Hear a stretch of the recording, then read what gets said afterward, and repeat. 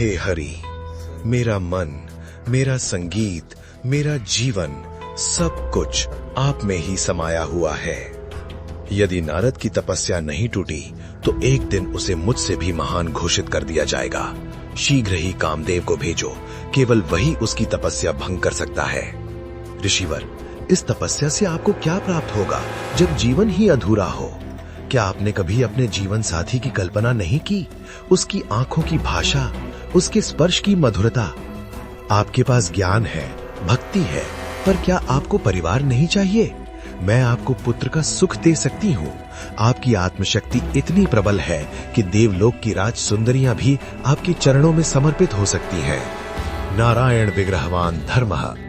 मेरे जीवन का एकमात्र लक्ष्य भगवान नारायण है। कामदेव भी मुझे पराजित नहीं कर सका। अब मुझे स्वयं भगवान नारायण को बताना होगा कि मैं कितना शक्तिशाली और महान हूँ। आइए मुनिवर।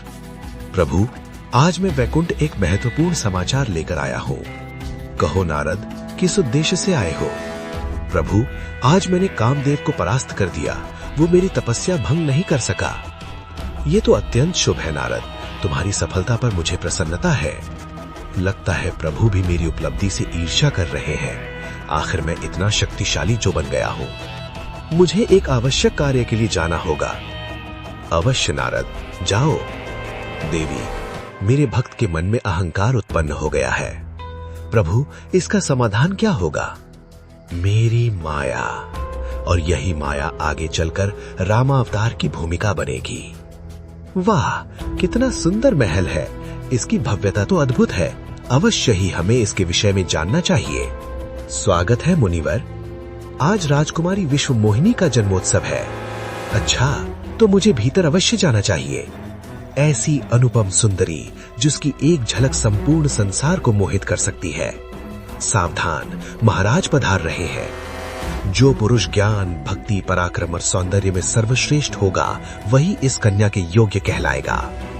ज्ञान, भक्ति और पराक्रम तो मुझ में है, लेकिन सौंदर्य?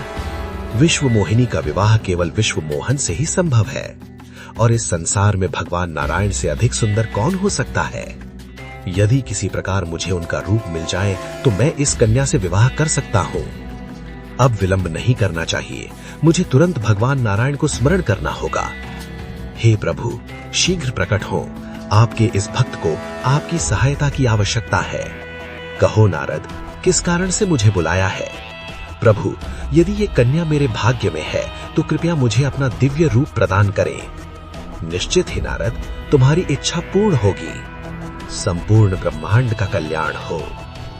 ये कौन है? कितना अद्भुत रूप। आज मेरी तपस्या सफल हो गई। मैं सबसे पहले सिंहासन पर बैठा हूं। ये कोई संयोग नहीं, ये प्रभु की इच्छा है। सावधान, जिस वीर के गले में विश्व मोहिनी वरमाला डालेगी वही उसके जीवन का आधार बनेगा। ये मिलन केवल सांसारिक नहीं बल्कि दो दिव्य आत्माओं का पावन संगम होगा। मेरा ये रूप तो अनुपम है। मेरे सामने कौन टिक सकता है? विश्व मोहिनी हाथ में वरमाला लिए आगे बढ़ रही है। निश्चय ही वो मुझे ही चुनेगी। लेकिन ये क्या? वो मुझे छोड़कर आगे बढ़ गई। वो किसे देख रही है? प्रभु नारायण। और अगले ही क्षण विश्व मोहिनी ने भगवान नारायण के गले में वरमाला डाल दी। ये कैसे हो गया? उसने मुझे क्यों अस्वीकार कर दिया? मेरे रूप में क्या कमी थी? रुको, ये क्या? मेरा चेहरा तो वानर जैसा हो गया है। हे प्रभु, ये कैसी लीला की आपने? आपने मुझे वानर बना दिया और स्वयं उस कन्या से विवाह कर लिया। मैं आपका भक्त था, आपकी पूजा करता था, और आपने मेरे साथ छल किया। आज आपका वास्तविक स्वरूप मेरे सामने आ गया। समुद्र मंथन के समय भी आपने शिवजी को विष पीने के लिए छोड़ दिया और स्वयं लक्ष्मी तथा समस्त रत्न स्वीकार कर लिए। आप कभी किसी और का सुख सहन नहीं कर सकते।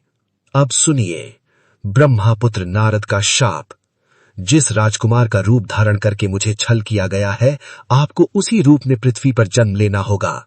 मैंने आपसे आपका रूप मांगा था, लेकिन आपने मुझे वानर बना दिया। मेरा दूसरा शाप है, जब आप राजकुमार बनकर जन्म लेंगे तब यही वानर आपकी सहायता करेंगे। और जिस प्रकार आज मैं विश्व मोहिनी के लिए विलाप कर रहा हूं, उसी प्रकार आपको भी अपनी पत्नी के वियोग में रोना पड़ेगा। मैं तुम्हारे सभी शाप स्वीकार करता हूं नारद।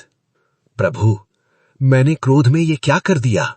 मैंने तो अपने ही आराध्य को शाप दे दिया। नहीं नारद, तुमने मुझे शाप नहीं दिया, मैंने स्वयं ये शाप स्वीकार किया है। तुम नारद हो, तुम्हारे वचन असत्य कैसे हो सकते हैं? जो कुछ तुमने कहा वो मेरी ही इच्छा का भाग था, क्योंकि अब त्रेता युग का प्रारंभ होने वाला है और तुम्हारा यही शाप भगवान राम के अवतार का कारण बनेगा। इसी से राम कथा का शुभारंभ होगा और इस महान कथा के प्रथम सूत्रधार तुम स्वयं बनोगे।